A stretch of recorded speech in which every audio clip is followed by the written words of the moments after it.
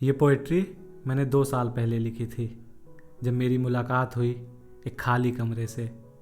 अगर आप भी कभी किसी खाली कमरे में रहे हों, या तो पढ़ने के लिए या तो किसी काम से, तो आप इस पोइट्री के साथ ज़रूर कनेक्ट हो पाइएगा। मुझे याद है वो खाली कमरा शुरू में आपको काटने को करता है, वो आपको चुभता है। जब आप अपने काम से पढ़कर उस कमरे में आते हैं तो आप को वो कमरा बिल्कुल अच्छा नहीं लगता। आप उससे छुटकारा पाना चाहते हैं, पर धीरे धीरे आप उस कमरे को अपनाने लगते हैं। वो कमरा आपका सबसे अच्छा दोस्त बन जाता है।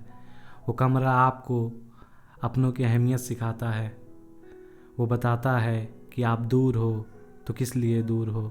आप नई नई चीज़ें सीखते हो, आप अपने अंदर नई नई चीज़ें एक्सप्लोर करने लगते हैं। आपको पता चलता है नई नई खूबियों के बारे में आपको, और वो खाली कमरा आपको भर देता है। वो खाली कमरा आपको भर देता है और आप खाली रह जाते हैं। तो ये पोइट्री उसी खाली कमरे को डेडिकेटेड है, जिसने कितनों को भर दिया और खुद खाली रह गया।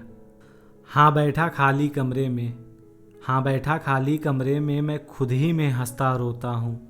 हाँ नील से स्याह रातों में मैं आंखें खोल कर ही तो सोता हूँ। हाँ बैठा खाली कमरे में मैं खुद ही में हंसता रोता हूँ। हाँ नील से स्याह रातों में मैं आंखें खोल कर ही तो सोता हूँ। हाँ काजल की काली काया में, हाँ काजल की काली काया में मुझको सब साफ दिखाई देता है। हाँ सुन के सन्नाटे में ही मुझको मधुर गीत सुनाई देता है। हाँ एकांत की जल्दी में, हाँ एकांत की जल्दी में मैं सबको अपने तक लाता हूँ, पर जमघट की धारा में सबसे तन्हा खुद को पाता हूँ। हाँ सुदूर वीराने में, हाँ सुदूर वीराने में मैं खुद में कुछ नूतन को पाता हूँ, पर निज के तटस्थ मैं महाजाल में फंस कर रह जाता हूँ।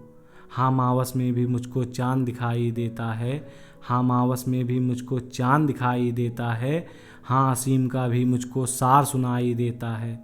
हाँ खाली कमरे में ही मुझको सकल संसार दिखाई देता है। हाँ खाली कमरे में ही मुझको सकल संसार दिखाई देता है।